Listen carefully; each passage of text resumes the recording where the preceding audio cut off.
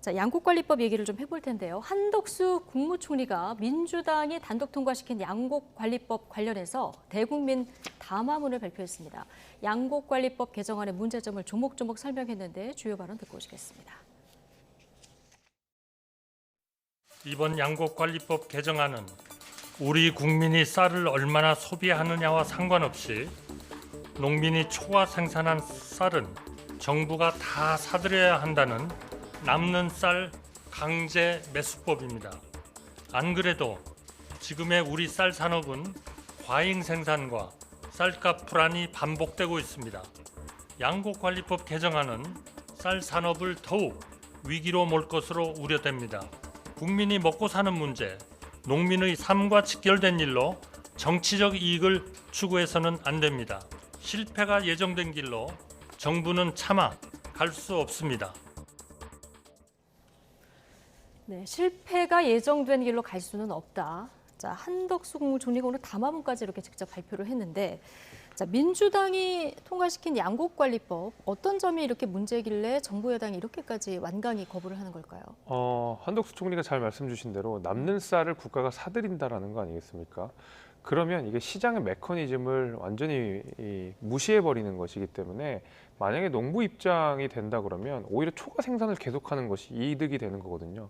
더 많은 과잉 생산을 하게끔 만드는 어떤 유인이 되는 법이기 때문에 기본적으로 시장 논리에 전혀 맞지 않다. 오히려 양곡의 질을 더 떨어뜨릴 가능성이 높다라는 문제의식이 있는 것 같고요. 양곡의 질이 떨어지는 문제와 동시에 그 쌀을 사들이는 국가 예산도 당연히 소요가 됩니다. 그렇다 그러면 나쁜 쌀을 만드는데 국가의 예산을 투입해가지고 그 유인 동기를 계속 강화시킨다는 얘기이기 때문에 당연히 이것은 반대할 수밖에 없는 상황인 것 같고 그럼에도 불구하고 민주당이 이 양곡관리법을 밀어붙이고자 하는 데에는 뭐 여러 가지 이유가 있겠지만은 민주당이 처한 어떤 정치적 지형, 정치적 안방 이런 데를 생각해 보면 이해는 갑니다. 왜냐하면 기본적으로 호남을 중심으로 민주당 의원들이 많이 구성이 되어 있는데 아무래도 호남에서 우리 쌀들이 많이 생산이 되다 보니까 그 호남 유권자들의 어떤 표심 달래기 위한 한 가지 어떤 상징 입법으로서의 저는 역할이 굉장히 크다고 생각이 되고요. 민주당이 정말 호남을 위해서 그다음에 호남 농민들을 위해서 법안을 발의하고자 한다 그러면 지금 호남에 닥친 가뭄 위기를 해결하는 것이 훨씬 더 중요한 문제라고 생각하거든요. 올해 호남에 지금 닥친 가뭄 위기가 굉장히 심각한 상황이기 때문에 지금 양곡관리법으로 불리는 어떤 포퓰리즘성 정책을 펼치기보다는 오히려 정말로 호남에 필요한 정책들을 하는 것이 저는 맞지 않나 생각합니다. 예, 양곡관리법 정치적 셈법으로 시행하면 안 된다. 이 재원이 한정돼 있다면 이걸 좀 효율적으로 쓰는 방법을 생각해야 된다. 이런 주장이 국민의힘에서 나오는데 어떻게 보십니까? 그러니까 이제 두 가지를 말씀드릴게요. 농업이라는 것은 시장 논리가 통하지 않습니다.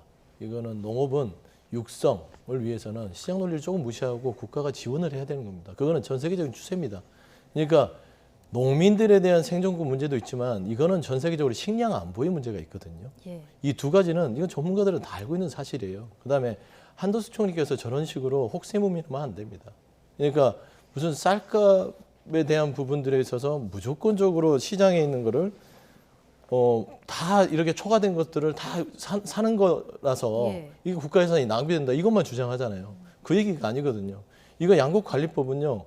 제도적인 안정적인 시스템을 만들자고 하는 것입니다. 그러니까 쌀의 생산 구조 조정을 통해서 쌀 과잉 생산을 그거를 좀 구조화해서 좀 줄이자는 거거든요. 그리고 말하자면 쌀을 무조건 초과된 거를 말하자면 다 매입하는 게 아니라 조건이 있습니다. 양곡관리법에 담아져 있는 조건이 두 가지가 있는데 하나는 초과 생산량이 나왔을 때 일정 부분만 초과 생산이 안 됐을 때는 양곡관리법이 작동하지 않습니다.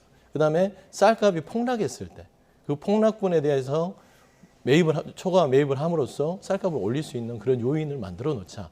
그래야만 농민들이 본인들의 삶을 누릴 수 있을 거 아니에요. 지금 3,000평에 1년은 농사를 지으면 600만 원 벌어요. 농민들이. 여기에 보조금 자체도 없으면요. 농민들은요. 살 수가 없습니다. 지금 농가에 가서 농사 짓는 사람 10명 중 7명이 농촌을 떠나려고 하고 있어요. 그럼 농업이 정지가 됩니다. 이런 부분들에 있어서 양곡관리법이 농민들도 원하고 국민들도 양곡관리법에 대해서 과반 이상이 찬성하는 여론들이 높습니다. 이런 것들을 국민의 어떤 의견조차도 무시해버리고 이거 정치적으로 접근한다는 자체가 너무나 아쉽고요. 지금 한덕수 총리께서 이거는 거부권을 거의 좀 행사하셔야 되지 않느냐 건의하는 식의 얘기를 하신 거라고 저는 보거든요. 그러면 지금 농민들의 삶을 완전히 무시하겠냐, 무시하자는 것이냐 네. 이런 부분에 있어서는 총리로서 정말 적절하지 못한 발언을 오늘 하셨다. 예. 좀 그래 보고 있습니다. 자, 국민의힘도 지금 농가를 지원하지 말자 이런 건 아닌데요. 자, 반대를 하려면 대안이 있어야 될 텐데 그렇다면 농민들은 어떻게 지원하는 방안들이 지금 국민의힘에서 나오고 있습니까? 그러니까 말씀 주신 대로 식량 안보라는 거 굉장히 중요하고 농가의 소득 보장이라는 것도 굉장히 중요하다고 생각합니다. 근데 지금 민주당이 내놓은 안을 보면은 그 수량을 기준으로 해서 보상을 하게 되는 형태거든요. 그러니까 더 많이 생산한 만큼 그 생산량에 맞추어서 말하자면 국가가 수매를 하게 되는 건데 그거 말고도 농가 소득을 보장할 수 있는 방법 굉장히 여러 가지가 있을 수 있습니다. 그래서 저는 민주당이 얼마든지 여기에 대해서 고민할 수 있다고 생각하는데 예를 들면 지금 뭐 친환경 직불제 같은 것들, 그러니까 농가의 어떤 소득이 줄어들었을 때 그 소득을 조금 보전해주는 방식이라든지 이런 식으로도 얼마든지 정책 전환을 할 수 있는데 무조건 그 수량을 기준으로 하게 되면 제가 앞서 말씀드린 대로 어떤 양곡의 질 자체가 떨어진 상태에서 많이 생산하는 방식으로 유인동기가 형성된다라는 거거든요. 예. 그러면은 쌀값이 떨어지고 더 많이 생산되게 하게끔 그렇다 그러면 농민 입장에서는 더 많이 계속 생산을 많이 해서 국가가 이를 사들이게끔 하는 것이 농민 입장에서는 오히려 이익이 될 수 있습니다. 그러니까 왜 이렇게 안 좋은 유인 동기를 국가가 나서서 제공하느냐 이제 저는 이런 비판을 할 수가 있을 것 같고 정말로 식량 안보가 중요하다고 한다 그러면 농가의 소득을 보장할 수 있는 여러 가지 다른 제도적 장치들 마련하는 게 오히려 저는 더 급선무라고 생각합니다. 서영주 대변인님. 이 농가 소득 보전의 부분들은요, 꼭 이 양곡관리법이 아니더라도요, 다양하게 많습니다. 이게 농가 지원 보조금 사업은 국가 예산의 상당 부분을 차지하고 있고요. 이 양곡관리법의 중심은 뭐냐면 식량 안보 먼저 얘기하셨으니까 대한민국이 OECD 38개국 중에 식량 안보 부분이 32밖에 안 됩니다. 거의 꼴찌 수준이에요. 그러니까 농업을 포기할 수 없습니다. 이건 국가의 안보의 문제라고 볼 수 있는 것이겠죠. 그다음에 두 번째 보면은 이 말하자면 기타 작물로 돌리려고 하는 게 양곡관리법의 또 주요 내용입니다. 그러니까 이 논타작물 재배 지원 사업이 있었는데 이거를 기재부가 폐지했었어요. 예. 이게 폐지가 되면서 논농사 짓지 말고 뭔가 특화작물을 통해서 소득을 올려라고 해서 이거를 국가에서 지원하던 사업인데 기재부가 말하자면 본인들이 쌀을 마음대로 조정해서 물가를 조정했다는 논리하에 예. 이런 좋은 지원 사업을 폐지했어요. 그래서 양곡관리법에 이 지원 사업을 담아서 제도적으로 강제하겠다는 것이거든요. 그러니까 이런 다양한 어떤 농민보호, 농민생존권과 식량 안보에 대한 부분들을 담은 양곡관리법인데 한덕수 총리도 그렇고 여당도 그렇고요. 왜 자꾸 이거를 그냥 남는 쌀 다 사주는 퍼주기식 포퓰리즘이다 주장하는지 모르겠어요. 이게 바로 국민들을 속이는 것이기 때문에요. 좀 확실하게 농민들 위주로 생각하셨으면 알겠습니다. 좋겠다. 법안의 내용에 대해서는 여야 시각이 확연히 다른데 어쨌든 대통령이 거부권을 행사하면 법안은 폐기가 되는 건데 자, 앞서 이제 양곡관리법에 대해서는 국민들 찬성 여론이 좀 높다 이런 얘기를 해주셨는데요. 이거 말고도 지금 간호법도 있고 노란봉투법도 있고요. 앞으로 법안을 통과해서 넘어왔을 때 대통령이 껌껌이 만약에 거부권을 행사하게 되면 국정 운영에 또 부담이 되지 않을까 이런 우려의 시선도 있거든요. 물론 뭐 말씀 주신 내용대로 대통령이 모든 사안에 대해서 거부권을 행사할 수는 없겠지만은 예컨대 이제 노란봉투법 같은 경우에는 사실 그 취지는 충분히 이해가 되지만은 실제로 그 법안의 충돌이라든지 실제로 노란봉투법이 통과됐을 때 노동 현장에서 벌어질 수 있는 여러 가지 부작용 같은 것을 생각했을 때 대통령 입장에서 그걸 방치할 수만 있는 것은 아니거든요. 물론 이제 국민의힘의 의석수 자체가 적기 때문에 네. 민주당이 입법을 하겠다고 마음을 먹으면 국회에서 얼마든지 통과는 시킬 수 있습니다만은 그렇다고 해서 대통령이 뻔히 어떤 악영향을 미칠 법안을 가지고 그냥 둘 수만은 없는 것이고 저는 결국 그럼에도 불구하고 거부권을 행사해야 되는 사안에 대해서는 거부권을 행사해야 된다고 보고요. 대신에 이제 국민들께 충분히 설명할 필요가 있겠죠. 노란봉투법이 통과됐을 때 주요 시설을 점거해서 무기한 파업을 한다든지 너무 사업장에 큰 영향을 준다든지 이런 것들을 충분히 설명해 나가는 과정이 있으면 대통령의 거부권도 결국 네. 법상 보장된 권리이기 때문에 저는 정무적 판단에 따라서 쓸 수 있는 거라고 생각합니다. 네, 자 50억 클럽 특검법으로 넘어가겠습니다. 여야가 내일 이른바 50억 클럽 특검법을 국회 법사위에 상정하기로 여야가 합의를 했습니다. 민주당은 김건희 특검법하고 쌍특검으로 해서 본회의 패스트트랙에 태우자 이런 주장이었는데 자 정의당에서 본회의 절차를 거치자 이렇게 얘기하면서 국민의힘도 동의하고 이래서 합의가 이루어졌어요. 공이 이제 법사위로 넘어간 겁니까? 그렇죠. 법사위로 넘어갔는데 예. 민주당이 왜 50억 클럽 특검과 김건희 특검을 요구를 했냐면 이거는 윤석열 정부가 내세운 공정과 상식의 대표적인 국민들이 해소하기 바라는 내용입니다. 그렇기 때문에 이 부분이 검찰이 제대로 수사를 안 하기 때문에 특검을 해야 된다. 그리고 국민들의 여론도 김건희 여사 주가 조작 부분들 정말 왜 수사 안 하지? 궁금해하거든요. 그냥 놔둘 겁니까? 특검해야죠.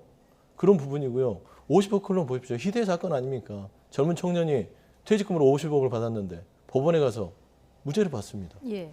이거 검찰 수사를 제대로 안 했기 때문에 법원에서도 당시에 검찰이 제대로 된 증명을 못 했기 때문에 무죄라고 선고를 한 거예요. 그러면 당연히 특검해야죠. 국민들 분노가 치솟고 있는데. 이 두 가지를 주장을 했는데 정의당이 어떤 셈법으로 50억 클럽 특검은 받는데 김건희 여사 특검 못 받는지는 정의당의 어떤 정치적 셈법이 있는 것 같아요. 그리고 굳이 법사위를 저희 민주당이 거치면 좋죠. 절차상. 의회주의라는 그런 거 아닙니까? 법사위를 거쳐서 논의를 하고 이 필요성에 대해서 덜어낼 건 덜어내고 예. 그러고 나서 이제 본회의 상정해서 투표를 하면 됩니다. 그런데 법사위원장이 국민의힘이에요. 그분이 많이 보여왔던 패턴이 있잖아요. 본인들한테 국민의힘에 불리하고 대통령한테 불리한 것들은 아예 그냥 논의조차 안 합니다. 예. 법사위 가봐자 뻔히 되지도 않을 거를 그리 간 거거든요. 그래서 저는 저희 민주당은 직상정하자. 국민들이 시급하게 이걸 보고 싶으니까. 그런데 정의당이 왜 50억 클럽은 받는데 김건희 여사 받지 않는지 이 부분에 대해서는 좀 상당히 좀 유감스럽게 예. 생각하고 있습니다. 말씀하신 대로 좀 민주당과 정의당 신경전도 좀 느껴지고요. 국민의힘 속내도 또 다를 테고. 지금 민주당에서는 법사위원장을 못 믿겠다 이런 얘기도 좀 하셨습니다. 무엇보다 세부적으로 들어가면 수사 범위를 어디까지 하느냐. 특검을 누가 임명하느냐. 이거 가지고 각 당마다 의견이 다 다르기 때문에요. 이게 법사위에서 합의를 도출할 수 있을까? 물음표 던지시는 분들 많습니다. 저는 합의 도출 어렵다고 생각하고 어렵다고 당연히 이제 민주당 입장에서는 김도우 위원장을 못 믿겠죠. 모든 것이 다 못마땅할 거라고 생각을 하는데 말씀하신 대로 특검이라는 게 그 안에 인적 구성이 굉장히 중요합니다.